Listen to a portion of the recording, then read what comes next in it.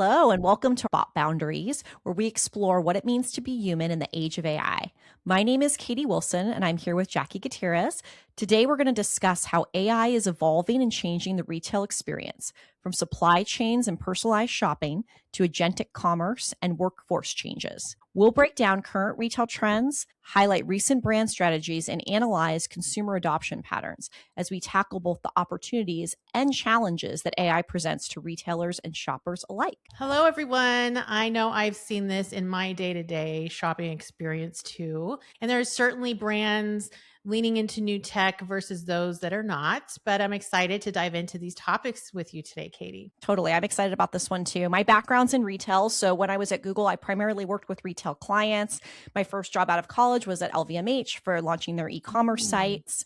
Cool. So I'm very excited. Retail is a big passion of mine. So to kick it off, I wanted to discuss predictions in NRF's recent trends and predictions for 2026. So NRF's great. They always have good thought pieces and research around what's happening in retail today. They also run a bunch of conferences. So right now they're claiming that AI became omnipresent. They were saying the big theme of last year, 2025, was actually that AI became both omnipresent and omnipotent, and the effects will even snowball in 2026. They noted that last year, smart consumer agents powered by AI and autonomous supply chains were the big winners that were coming out of that year. Shopping agents, if folks are not familiar with what we mean when we say agentic shopping, they can function as assistants, either in your checkout flow. They can automate reorders, suggest upsells with hyper-personalization. So you might have seen this in Amazon where it'll say, like, do you want to make this a subscription? Do you want to automate this? You might also see it if you're on Sephora. I always use that because I love Sephora. And it will automate, oh, you bought this? This lipstick? Do you want this lip liner? Right? So there's always been some AI components, but what we're seeing now is this hyper-personalization, this ability for an agent to come in and really guide your shopping experience and chat with you as well. And then another really cool, I think, use of AI in inventory is restocking, right? So what would that look like if that's automated, predictive buying and analytics using AI, rebalancing inventory across stores even? So there's a really good use case for that, I do think, and it can save retailers a bunch of revenue and be better for consumers as well. So one of the examples NRF cites in there was Walmart. They're really a key example of a lot of these trends. Walmart has really leaned into digital always, so I'm not surprised by this. But that they say they've already automated suggestion engines across all their sites. They've optimized their inventory management and pricing in real time using AI. And they're looking to convert 150 stores and remodel 650 stores in the next year to be their, quote, stores of the future, which involves seamless omni-channel shopping. That means like that pickup, where you order online or on an app and then you pick up or you get it delivered, that's multi-channel, omni-channel. You can do everything through multiple platforms. In-store, pickup, delivery, scanning of items, enhanced QR codes. Already see this. If you go to Sam's Club, you can use their app and scan and go. You don't even need to go to a checkout flow if you have your credit card stored. You can just walk out if you scan the proper items. So really interesting. I think Walmart has been a leader here, always in digital. They have an entire digital arm in San Francisco. So this wasn't a surprising one to me, but I think it's an interesting trend of where other retailers might adopt and try. Yeah, I mean, it's really amazing to see that back in the day, just getting these retails under e-commerce was a huge transformation. And now they're all in it. And look what they're doing. Now they're leading actually transformation with AI. They were the ones lagging. Now they're leading. Oh, yeah. Very interesting to see. Well, beyond Walmart and big box stores, we have another interesting trend that I wasn't expecting. It's the shopping mall. Is it back? It actually is, which is pretty cool. I'm happy about that. So a report from Capital One Shopping shows that mall foot traffic in the first half of 2025 was up year over year. Indoor malls saw 1.8% increase in visits, and visit durations rose 3.3% compared with the first half of 2024. This is leading into an optimistic view for 2026 with a rise of traditional malls shifting to entertainment and mixed-use spaces. Some recent examples of this would be the Netflix house in the King of Prussia Mall, which is in Pennsylvania, and they featured the K-pop Demon Hunters and Stranger Things merch and experiences.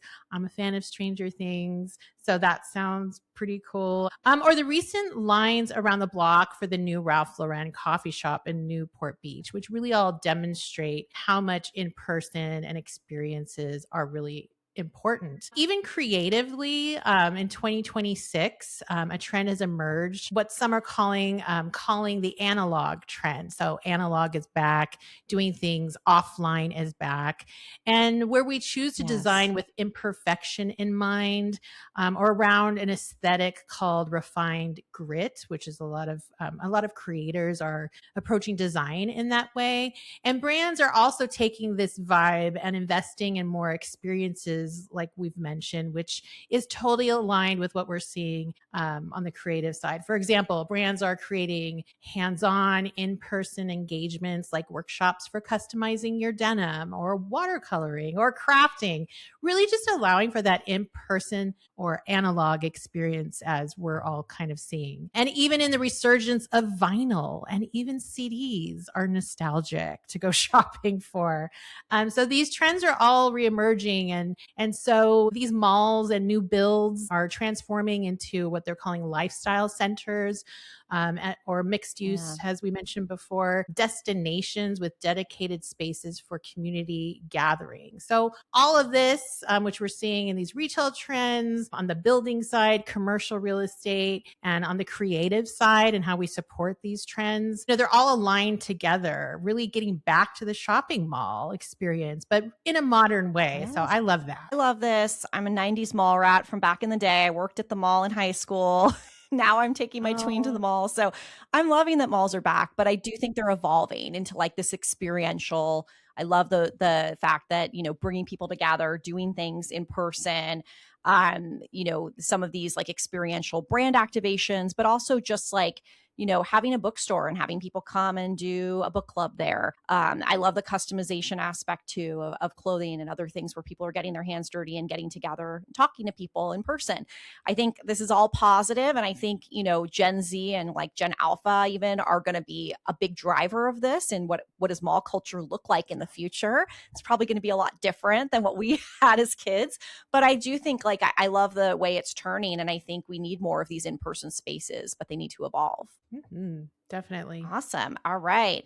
So we know that malls are definitely changing and evolving, which is exciting, and that's going to be fun to watch in 2026.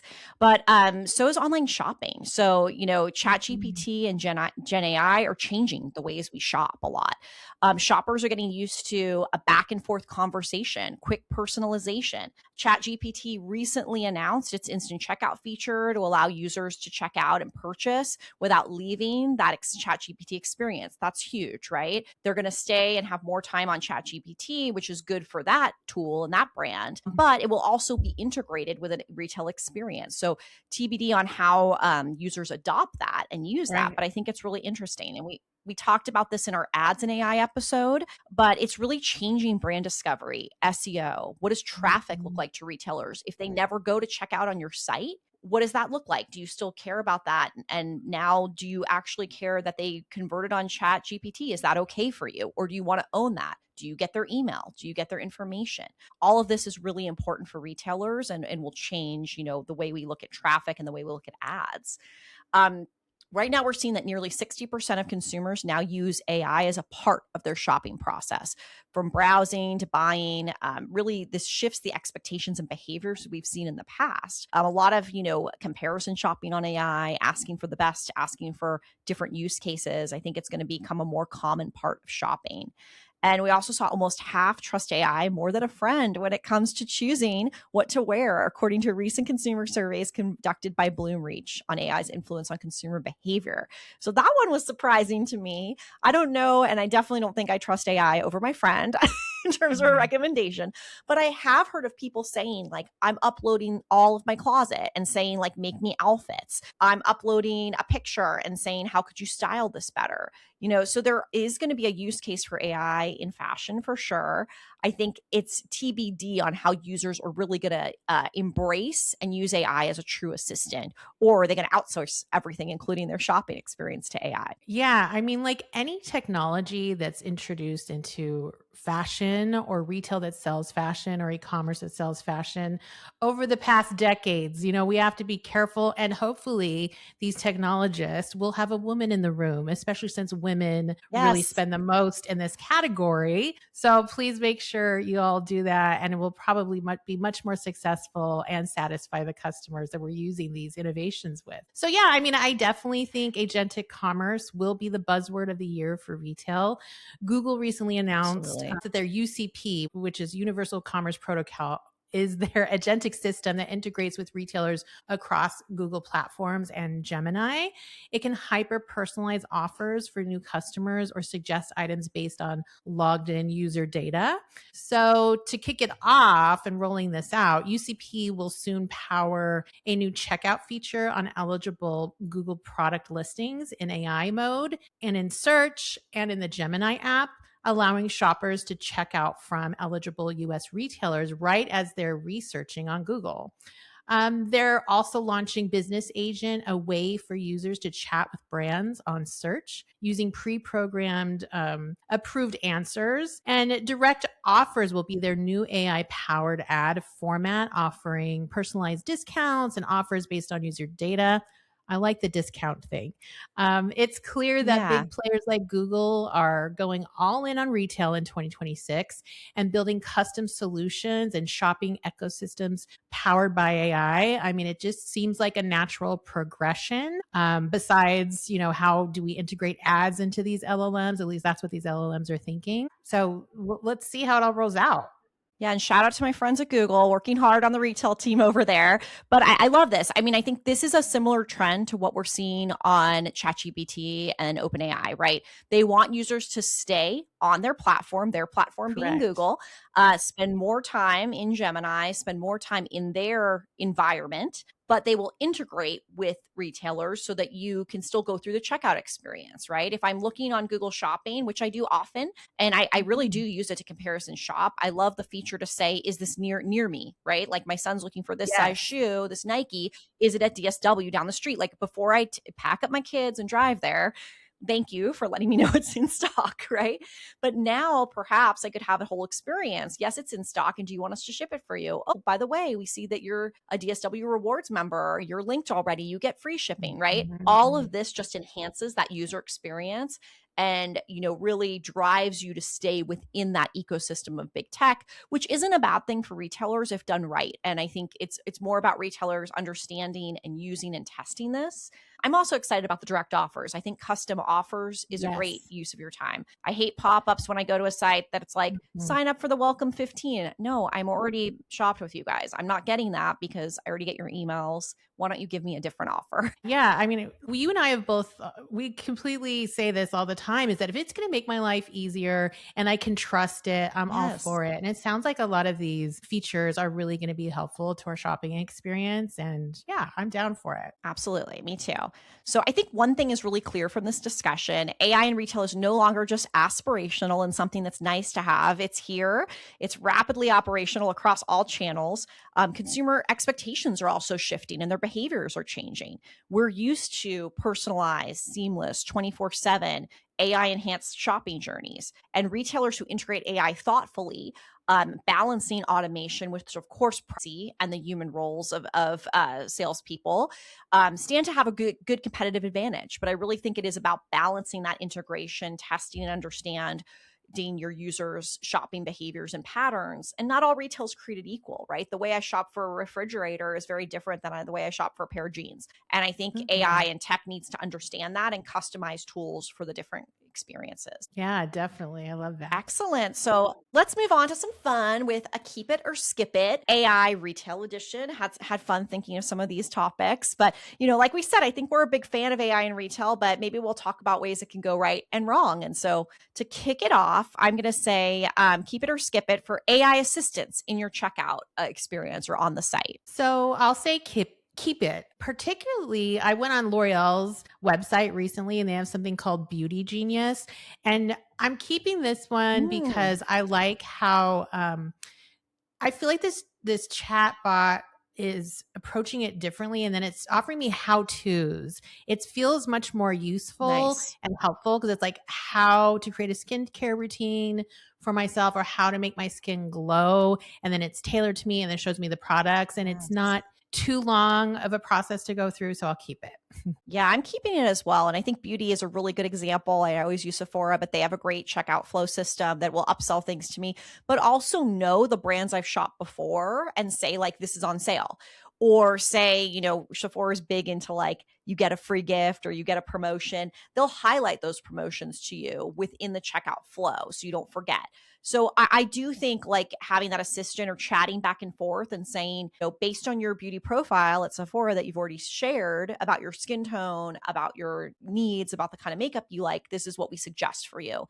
Everyone loves a quiz. We think back to the early, like, you know, uh, D2C days, of like take a quiz and get like this Yeah. customized. But people like that. People do like to answer questions about themselves. They do like things hyper personalized. So I'm a big keep it, especially if it's useful. If it's useful. Not sure I need to do that when I'm getting laundry detergent, right? Like, but for beauty, clothing, I think it's great. For sure. Okay, next one is keep it or skip it. AI try on for clothes, glasses, or makeup. Katie, what do you Awesome. think? I can kick it off. I'm definitely a maybe for this one. So I would say keep it. I have tried it for sure with the glasses, which is awesome. Great use case. I can see how it looks on my face. It's not exactly the same as putting on glasses in the store, but I'll take it, right? Lipstick colors, I've done it with. That's so cool. Like, great. Um, Hair, I haven't done it, but I've seen ones where you can do like hair color and things like that. So I think for beauty, for facial recognition, it's great. Like trying on a pair of jeans, not so much. You do not know my exact body type. Even if I put in everything, even if you scan me, I'm not going to go to the trouble to go into a 360 scanner to get like the right pair of jeans. And I've seen this demoed at like conferences and it's cool, but your average user is not going to be like scan my body in like an airport device and then give me a pair of jeans. No thanks. Like, so I think, yeah, like not for everything, but for some things, I like how it's emerging. I'm interested to see where AI and virtual try-on goes, and how it's used. Yeah, yeah. So I'm with you. Keep it for glasses, skip it for clothing. Yes. I feel like you could do, I don't know. You might be able to do it for men, but that's really easily predictable because they're like straight. I don't know. Skip it for clothes for now. I can't wait to see one that's doing it really well, though. Yeah, yeah. And I think, well, another use case we didn't talk about, which is interesting, is virtual, like not try on, but a couch, like in a room. Like you can do virtual, Oh, I like insert that that. in a 360 view and see what that couch looks like in your room, given the dimensions of your room. Love that. I think it's great for design, interiors, home decorating. And I think that is a really cool use case of it, that especially if you're like moving into a house and you have an empty space, what a better way to see like what that couch would look like in the space. So I think that's a definitely keep it for me too. So I'll add that one in as a keep it. Agree. All right. My next one is, we talked about this a lot, checking out directly on an AI platform like ChatGPT or Google. Would you feel comfortable doing that as it stands right now? How do you feel about that? I'm a skip it on OpenAI or ChatGPT. I mean, I'll be hesitant probably for a while just because, I'm a Google girl. So Google, I will trust them because I trust that brand. I'm sure eventually I will purchase something on ChatGPT or any other LLM at some point. But right now I'm skipping it. Yeah, I think that's a good one. I would probably be into dipping my toe and testing it. But to your point, I'd probably Google first because, I already have an account with them that has a lot of my information and I feel it's like it's secure. I have my credit card saved with them, right? So I've done, Google, I was actually on the the starting team of Google Checkout, which later became Google Pay. So I very much trust Um, Google's payment systems. But I get curious. I have a lot of brand equity and trust there. So sure, yes. checking out on Google Shopping feels like less of a jump to me than checking out in OpenAI and inserting my credit card there. They don't have my credit card information. I don't pay for like the enterprise version. So then that's like another kind of barrier for me to have to put in my credit card information, which is always the kind of like hesitancy, I think, for most people. So it would be skip it for me on OpenAI and ChatGPT for now, unless I see some interesting experiences. And I think for a lot of people, it's about trust and brand safety too. I agree totally. So this next one, chatting with AI-powered brand chatbots, simulating human conversations. Similar to our first keep it or skip it, but this is really like interacting and chatting and asking questions. Is this a keep it or skip it for you? You know, I've done it with like not even just retail, but like financial institutions or like, services where you have to ask a question. I'm a skip it because like if I want to go to the FAQs, I'll go to the FAQs. A lot of times they're just like regurgitating or pushing FAQs or like a help center to you. And it doesn't feel like a real natural conversation, even if they say like, hi, I'm Donna. It's like, just because you named yourself doesn't mean you're a person. And I can tell you're just like having like kind of pre-programmed scripts for me. I don't think it's quite at the level yet where I feel like I'm getting a true back and forth. I actually feel that experience better if I'm using something like Claude or ChatGPT. I do feel like that's more of a back and forth, which is interesting. And maybe some of that tech can come into some of these retailers and improve upon what they're currently doing. I'm with you. Skip it. I mean, these conversations have gotten better in the last few years. I could say there's been a little lift, but it's only gotten better from really a horrible experience. So even though it's gotten an improvement in quality, it's still mediocre. So it's a skip it for me. It just really has an inability to handle complex queries. I mean, an example, an AI chatbot, I guess at a GM dealership caused a stir by mistakenly agreeing to sell a 2024 Chevrolet Tahoe for $1. So like things like that happens. You have to be careful as a brand with the technology, even though it's getting better. But for now, I'll just keep it to very simple questions and then do my own searching. Yeah, I agree on that one. Great. Well, that was a fun one. I think that again, the evolution of retail is only gonna, increase. And I like the sentiment that NRF had that like it's already omnipresent, it's already here. AI integration in retail. It's really about what is the next thing, and I think it's agentic for sure. And I'll be interested. I will be going to e-tail next month, which is a great conference out in Palm Desert that integrates a lot of technology with retail. So I'll bring back some insights from that too. We might have a part 2 of this where we talk about what's next and what's new. So thank you everyone for joining Bot Boundaries. There's definitely a lot of changes going around in the retail space as we discussed. And I hope this gave you a good overview of some key areas, some key terms, and ways that AI is really changing and in a lot of ways improving the customer experience, but really focused on where brands will need to be if they want to be competitive in 2026. And if they want to adopt AI, being that it's no longer optional, it's really a place that they need to be. Definitely. Well, it was so good seeing you today, Katie. And just a reminder, where can everyone find you? Yeah, you can find me on LinkedIn under Katie Wilson, or my company, Serious Moonlight Consulting, and Instagram at Serious Moonlight Consulting. Also, if you're on Beehive, check out my newsletter, Sales Isn't a Dirty Word. Cool.